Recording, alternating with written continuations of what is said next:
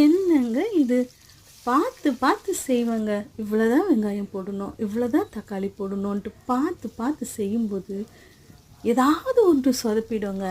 இன்றைக்கி என்ன பண்ணேன்னா, வீட்டில் வெங்காயம், தக்காளி, பீட்ரூட் இதாங்க இருந்தது. இதை வச்சு என்னடா செய்யலான்னு யோசிக்கும்போது தான் எல்லாத்தையும் சேர்த்து ஒரு பிரிஞ்சு மாதிரி செஞ்சிடலான்ட்டு செஞ்சேங்க.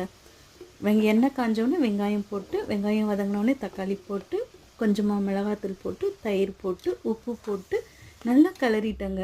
கிளறிட்டு தண்ணி ஊற்றி அரிசி போட்டு 3 விசில் வச்சுட்டேங்க. வச்சுட்டு ஆஃப் பண்ணி சாப்பிட்டு பார்த்தா சும்மா அப்படி இருந்ததுங்க. இந்த மாதிரி உங்கள் லைஃப்லேயும் நடந்திருக்கும்னு நினைக்கிறேன்.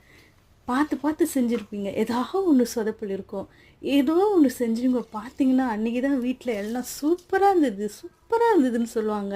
அந்த மாதிரி நடந்திருந்தால் கமெண்ட் பண்ணுங்கள், லைக் பண்ணுங்கள், ஷேர் பண்ணுங்கள். தேங்க்யூ.